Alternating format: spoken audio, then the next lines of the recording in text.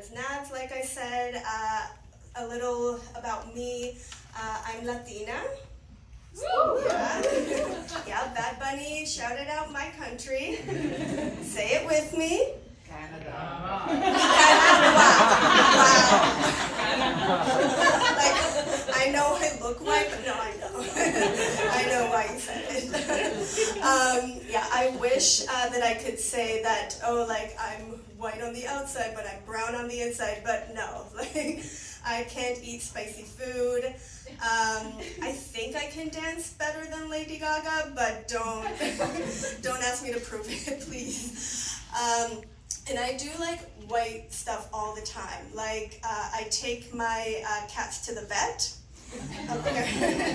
Apparently that's a white thing to do. I discovered it when I was talking to my cousin. I was telling him that my cat has high blood pressure, and he was like, what? And I said, I know, right? Like, all she does is lie around. Like, how could you possibly have high blood pressure? And he's like, no, like, how would you know that? And I said, because the vet told me. And he was like, you took your cat to the vet? Like, he could not believe it. He's like, you take dogs to the vet. You don't take a cat to the vet. Cats are these things that live in the neighborhood, and, like, nobody takes care of them. They're just there. Like, maybe somebody feeds them, but I don't. And, you know, they just kind of belong to the neighborhood until one day they're not there anymore. But it's not sad because they get replaced by like 3 other cats. Like, he was like informing me that it was like the most idiotic thing to take a cat to the vet. Little does he know that not only do my cats have a vet, they have a cat behaviorist. Yeah, I lost my Latina card for that one. I accidentally let that slip a couple of weeks ago. I was talking to my dad, and he knows that my 2 cats aren't getting along, so he asked, you know, how Dennis and Cricket are doing, and I'm like, oh, it's not going well, but, you know, we have an appointment with the cat behavior. I just, like, stopped talking, and he's like, I'm sorry, what was that? And I said, you know, Dennis and Cricket aren't getting along, and he's like, no, the other thing that you said. And I was like, we have an appointment with the cat behaviorist, and there's no word in Spanish for cat behaviorist, at least I don't know of it. So I had to, like, explain what it was, and, like, the only thing that I could think of was, like, you know, like, it's like a cat psychologist. And he was like, what?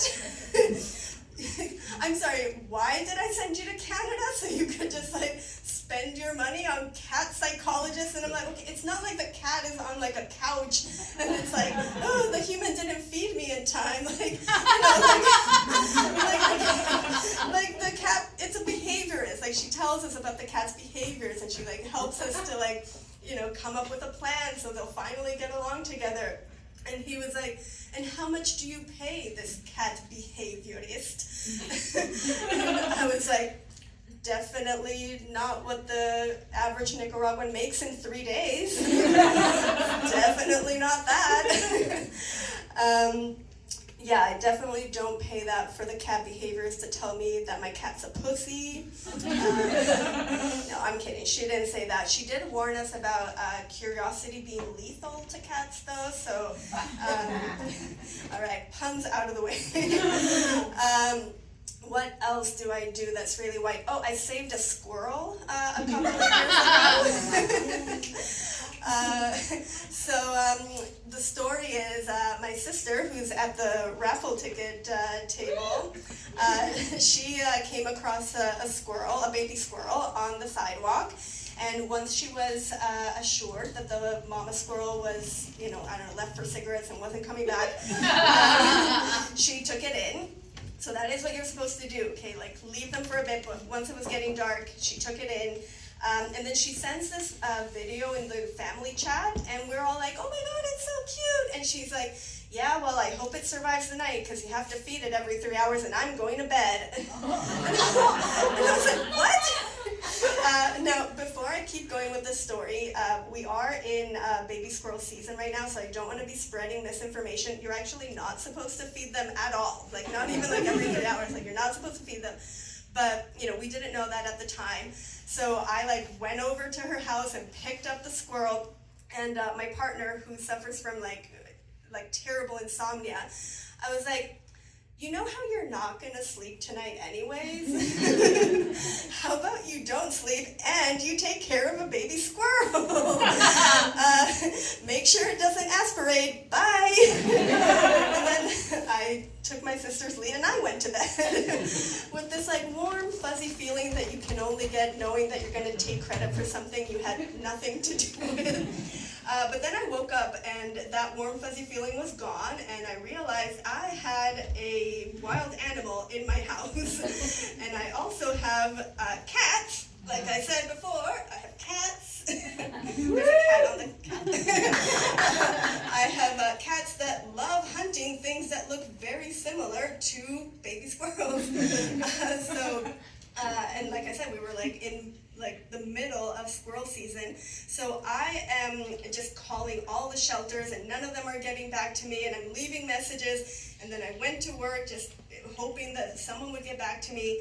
I felt like this mom like waiting to hear back if like her kid got into their favorite college. And then we got the call, USC. USC. Okay, you guys don't like chanting, that's fine. The Ultimate Squirrel Center had space.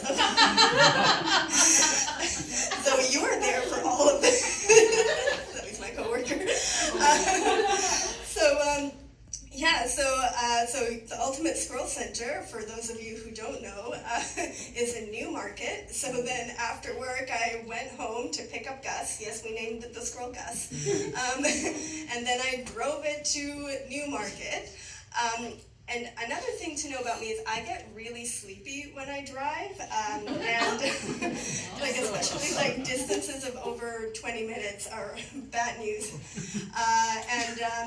Baby squirrels, they can't regulate their body heat. So I was like blasting the heat in my car and like already feeling sleepy, like basically just in this sauna death trap.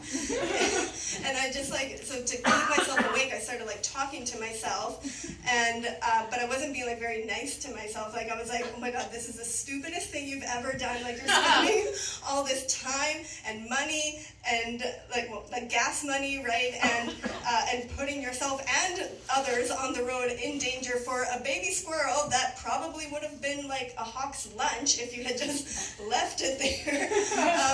And there are so many worthwhile causes, like Tell Humanity, and you're not doing shit for them, you're just like spending all this time on a squirrel.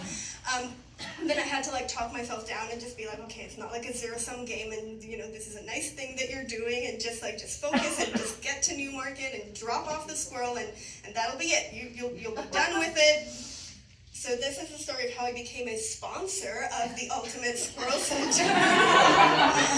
Because you get there and this woman, like, it is the Ultimate Squirrel Center. Like, she has all these, like, incubators and squirrels, like, I didn't know they were that small. Like, so anyways, she's doing the Lord's work. And, I sent her $20 for a squirrel that I think is probably dead. Anyways, that's the story of how I have 3 cats and I'm a deadbeat dad to a squirrel.